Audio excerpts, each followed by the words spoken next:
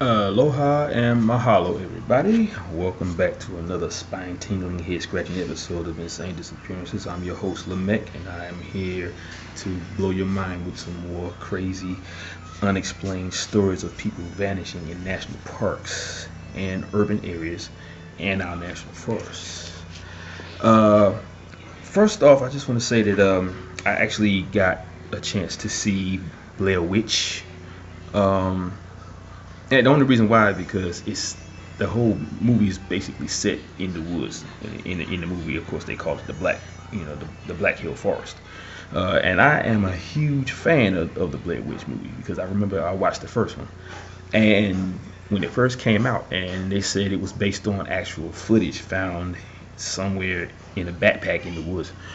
Um, I was believing it because when they did a documentary on the Sci-Fi Channel about the footage, and they said they had spliced it together, made one big movie out of it. I was sold on the fact that this was like real footage until Heather Donahue in the movie started screaming, and she did one of the very famous, female frightened the very famous scream that you hear with all females in the movies, where they just let out this guttering, loud scream, and it just sounded too much like a movie scream, and it would be then the kind of scream that you would hear from an actual female if she was actually being frightened in the woods, you know.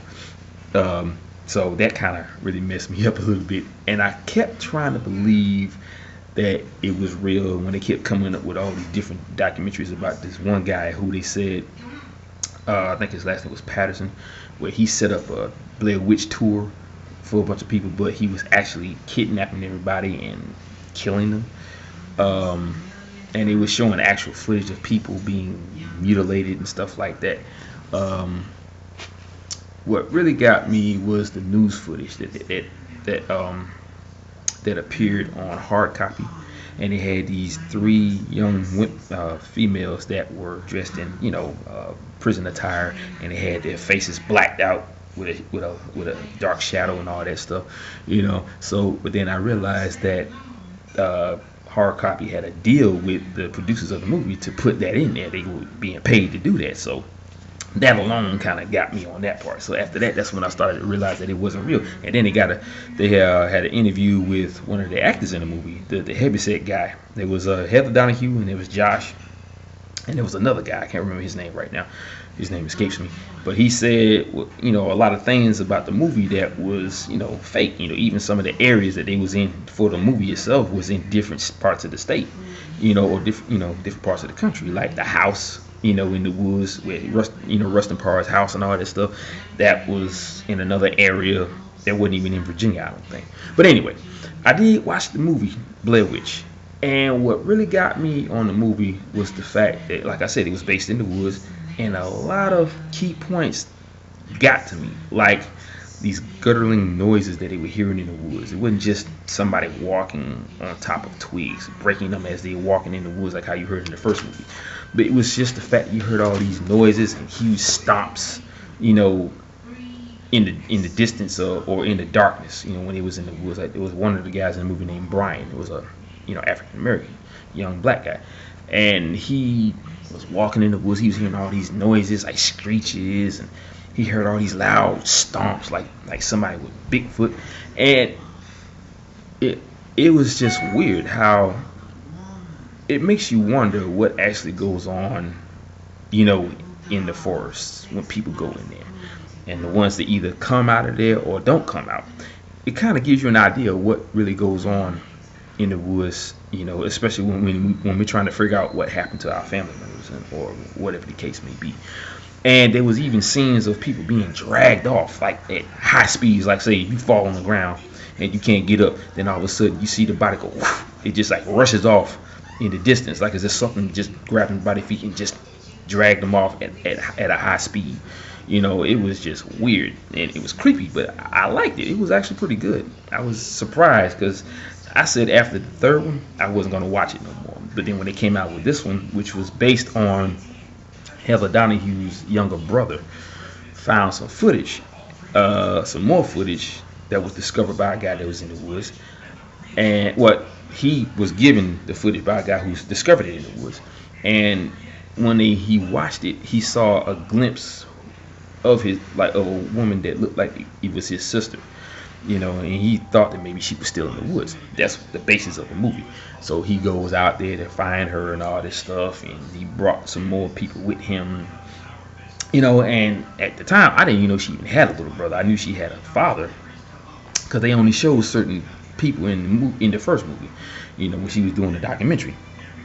So, like I said, I wasn't aware that she even had a little brother at the time. It probably did show that in the first one or in the documentary they had on the Sci-Fi Channel years ago when it first came out.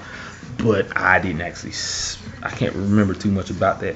But the fact that I was seeing all these things, like they're in the woods and they're hearing all this noise, like something stomping, like I've heard of stories about people who were in the woods and they heard these loud stomps, like it sounded like a huge biped or a Bigfoot, and the only sound that could make that, the only kind of creature that could make a noise like that would be a Bigfoot because of the huge feet and all this stuff. So, and then you hear it running and growling, making all these crazy noises.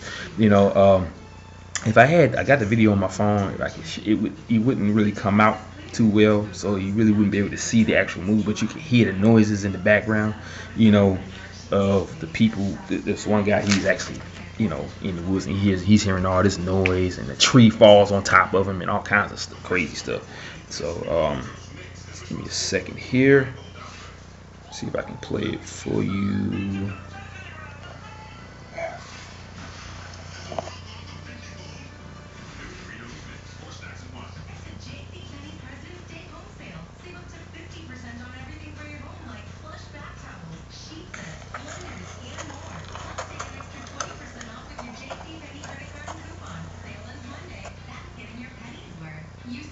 Trying to see if I can get to that part where he's in the woods and you can hear him crying and stuff.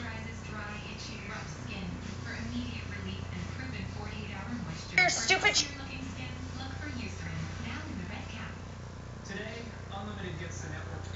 I don't want this to take up too much time, but you can literally hear him screaming, and you can hear the sound of, like, it sounded like something stomping towards him and making all these guttural noises. It's really creepy, really weird. Okay, let's see. Okay, here we go. Here we go. I'm gonna play this for you. Let's see if it's going. Hey, genius. I think you're sitting on your walkie.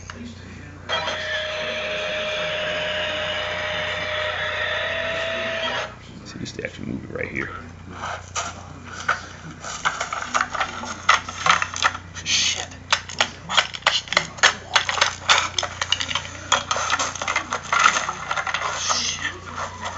Hello? Hey. Someone out there. Hear that?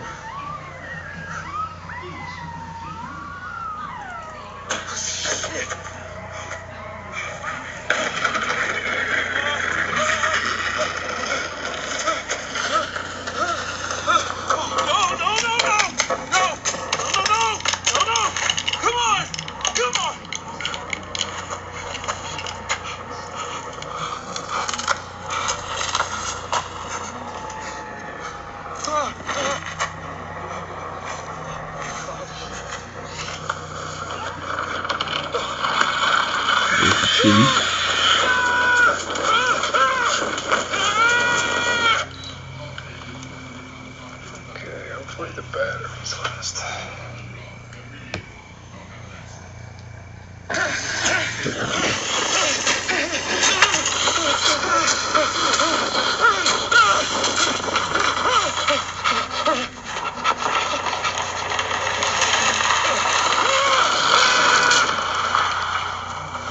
What was that? It sounded like another tree fall. I think that's James! Peter! Wait, James! Peter! Yeah. James! Yeah, it's probably, you're probably gonna hear that noise, that growl.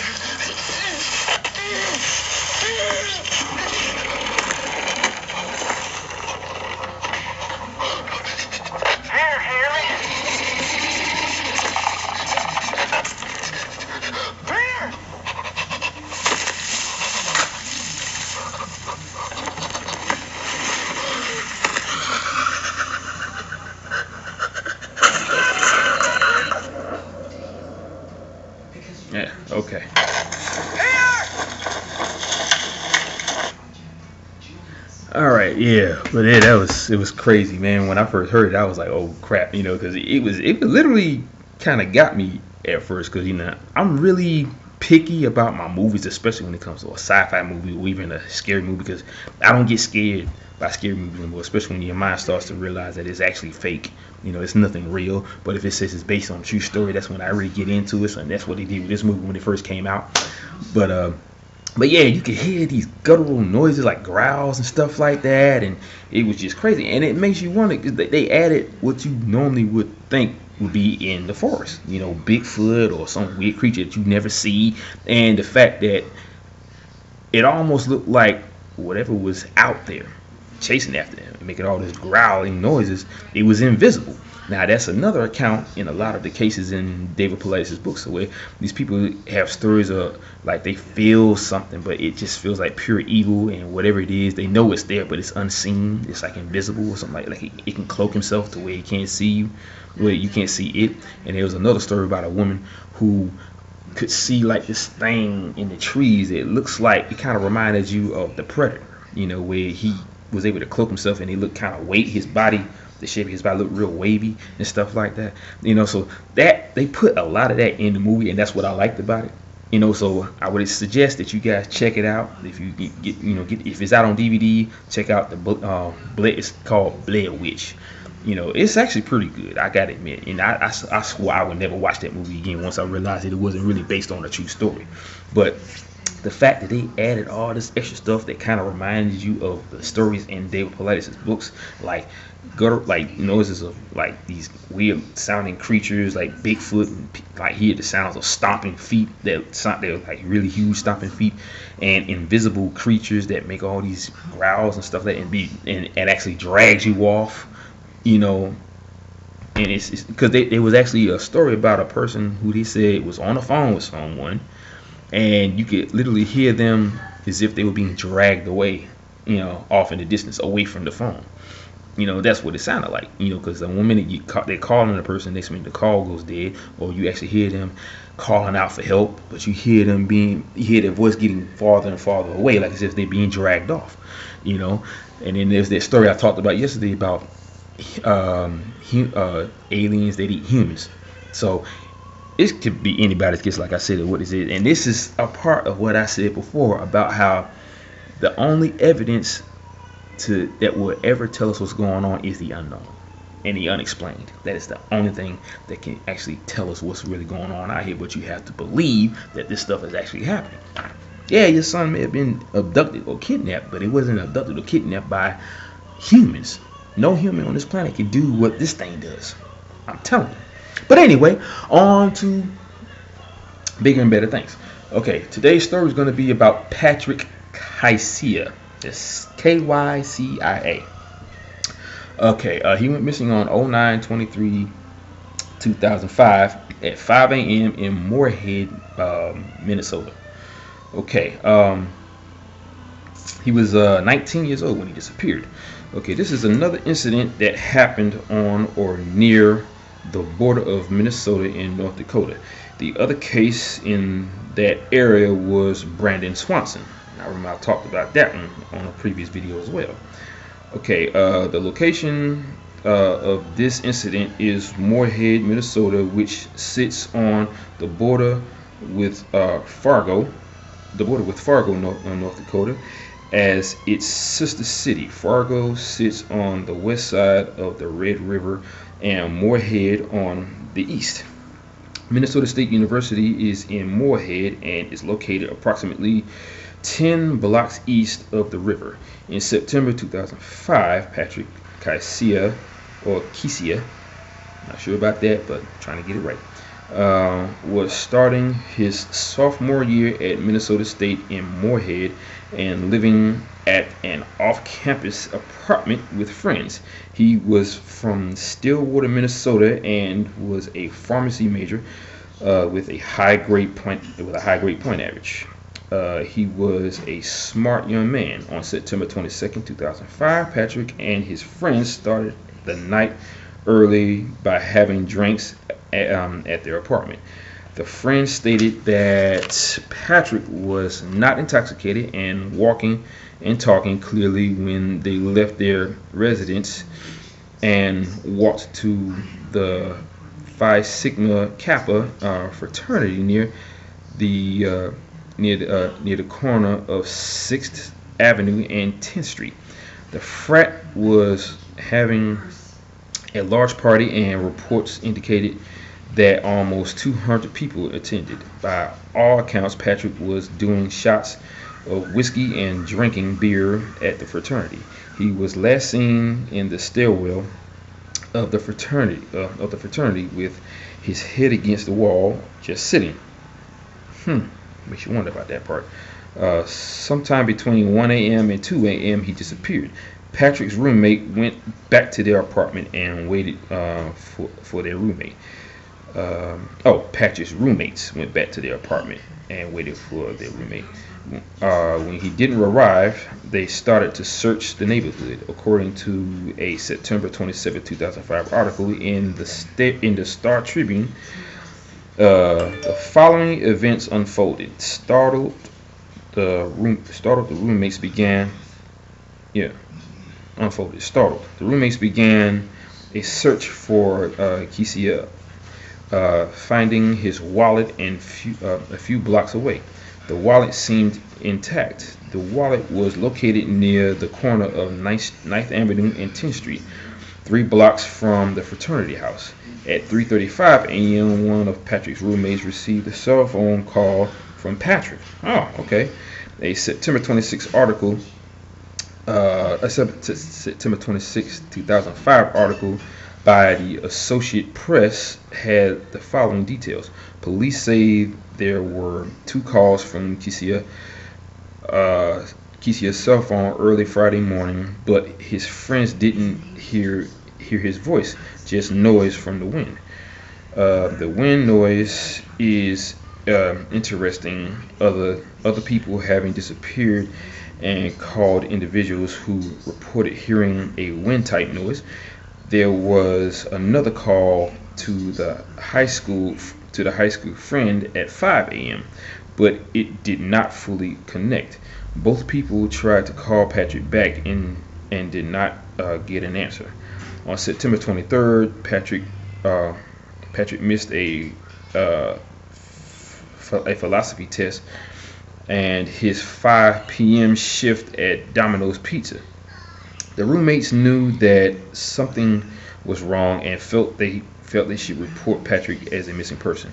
Searches started almost immediately. There was very little information about the specific search for Patrick for several days. The police did investigate the fraternity house. They searched it and even went on to prosecute several individuals inside the residence. Several felony and misdemeanor charges emanated from the investigation. None of the charges related to any attack on Patrick, however. There was one witness who had observed a very intoxicated person matching Patrick's physical description and clothing near 7th Street South and Main Street. Okay. This was very early in the morning he went missing. On September 26, 2005, Patrick's New Balance tennis shoe was found in the Red River, floating near 9th Avenue South. Authorities put a dive team into the water and started to search the general region. On September 27th, Patrick's body was recovered from the Red River near 12th Avenue South. He was missing one shoe. Yeah, I guess that would mean the shoe that they found, in the Red River. Or days before, I would imagine. The body was sent for autopsy and toxicology testing. The medical examiner determined that Patrick died from freshwater drowning. It was never explained how or where he went into the water. it was reported that he had a blood alcohol level of 0.17%. This case is one of the few where you have a trail of clues running throughout the city of Moorhead. Yeah. Several reports indicated that Patrick was intoxicated. Some stated that he was very intoxicated. Some reports indicated that there was vomit near where his wallet was found.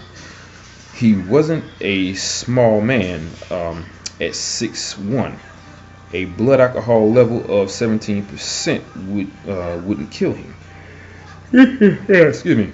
If you follow the trail of evidence throughout the city, you have a very long trip for someone who was allegedly intoxicated. Locations are approximate. Fraternity, 10th Street South and South, 10th Street South and South 6th Avenue South. Wallet found, 9th Avenue South and 10th Street South. Sighting of Patrick, 7th Avenue South and Main Street. If you measure the distance between these locations and the closest distance from the Main Street sighting of Patrick to the river, the total distance he had to travel is 1 mile minimum. This is if he was walking a straight line from point to point. Nobody walks a straight line. He had to manage crossing roadways, passing police officers, and maneuvering busy streets. He supposedly did all of this and then walked into a river and drowned. Yeah, that right there is pretty substantial and pretty weird at the same time, because first of all, like he said, if he walked in a straight line, that's point to point, he would have to walk through areas that didn't have a road. So let's just say you're walking down a road and the road curves, because you have a lot of windy roads all over the United States, all over the country, all over the world. Okay, no road is a straight line unless you on a highway, and eventually even that curves or dips or rises. It all depends on how the terrain of the land is when it comes to you building roads and buildings and all that stuff. So if he walked through a straight line, let's just say that straight line ran right into a wall, he would have had to walk right through that building and out the other side and just kept going until he ended up at the river. Yet at the same time, a lot of evidence was placed in certain places, like his wallet, his clothing, and a shoe. Okay, so right there, that tells you that he was not doing this alone. Something carried him from point to point. What? I don't know. It wasn't a human, because a human wouldn't be able to do that. It would have some evidence stating that it was a human. So with that being said, you have to get away from reality, folks. You have to get away from what is known as, like I said, reality, and what you think might have happened. Okay, you have to kind of teeter yourself right into the unknown, okay, or the unexplained. That's the only thing that can tell you what's really going on here. The only problem is factual evidence to state that the unknown has a lot to do with this. Well, judging on the information that is in these books, that is your fact right there, because David Paulides said he only lists facts. Now, the unknown portion of all the facts is the evidence. You have to just get away from, oh, my son was kidnapped, or my daughter was abducted, or my grandfather, whoever else. Yeah, okay, they was abducted, but by who? That's the whole point. That's the whole premise of this entire scenario with people disappearing. What did this? Okay, there's a lot of different variables to this. You got creatures who can devour the human body and leave nothing but a small bone, and they lick the bone clean. I'm talking about no saliva, no blood, no nothing, not even brain matter. It's just nothing but the bone itself. Okay, so what kind of creature this is, it eats people. Now, the ones that are found dead face down in the water with nothing, that he was practically naked with just a shoe on, a shoe, not shoes, but a shoe. That right there, that's of course the mystery as well. Okay, how did he get there? How is it that he went from point to point without walking through solid mass like a wall, or walking around it? There's no footprints. They just know that he was here, and bam, he was there in the water. That's another thing about these cases. You never see any any footprints that indicate that he went from point to point in a straight line. Yet the evidence carries you in a straight line. Yeah, it's just the weirdest part. But yeah, like I said, I have no answers. I just have crazy theories about what happened to these people.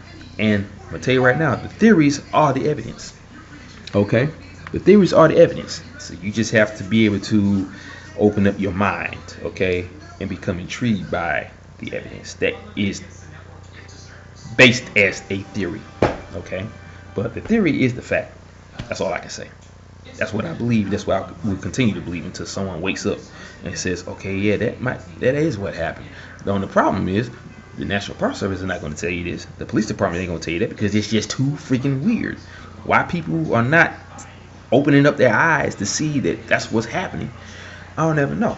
Okay, so all I can say is that that's what I'm here for. I'm here to give you some insight on all of these cases and read to you exactly what he came up with the investigation into these people's death. That's what I'm here for. For the ones that don't want to pay all those high prices, in shipping, all you gotta do is come here to Insane Disappearances, and I will read you word for word every single story in this book. Okay, a sobering coincidence. That's what I'm on right now. So hopefully within the next couple of months, when I get some things straightened out, I can order another book. But I won't read that book until I finish with this one, or at least get towards the end of it, like I did with the last book, the Western U.S. So gotta go. It's time for me to get to work, and I got some chicken cooking in the oven. I want to get at it before it burns on me. Then I have to cook another piece and season it up and all kinds of stuff, So all I have to say now is goodbye, people. Aloha, mahalo, and hui ho. Hope you have a very great day. I know I am. It's sunny and bright here in the good old ATL. So I really hope it's like that where you are. So, like I always say, keep your eyes open, keep your ears tuned in to my notifications on my page and on my channel, and I will return with more stories as promised. Oh, and one more thing. I hope everybody had a very good Valentine's Day on the 14th. I did somewhat, what I'm saying? I mean, I didn't spend it with nobody, but, it was just a day for me, but like I said, I hope you guys had fun. I hope you, with your spouses or your boyfriends or your girlfriends or whatever the case may be, y'all did your thing. And I'm just saying, hey, happy for you, and one more thing. Oh, yeah. I want to welcome all of my new subscribers. When I last looked at my channel, I had about maybe 78 or 80 some odd subscribers. So I want to say welcome to all of the rest. I got 92 now. That was within a day. So I want to welcome all you guys to my channel, and I can guarantee you're going to get the best of the information from this channel. I will speak nothing but the truth. It won't be nothing fabricated. There's just going to be straight theories and facts from the books itself of what is really going on with these people vanishing in national parks, in our urban areas, and our national forests. Okay, so continue to watch, and I will continue to bring you more. So keep hitting me with them thumbs up, and like this this video if you like it, and all the others, and we'll be happy. I will definitely be happy, because I love you guys. You guys giving me the opportunity to get my word out there, and you're spreading the word, so I really appreciate it. I love you guys for that. But I got to go, so aloha, like I said before, aloha, mahalo, and hui hu. Peace.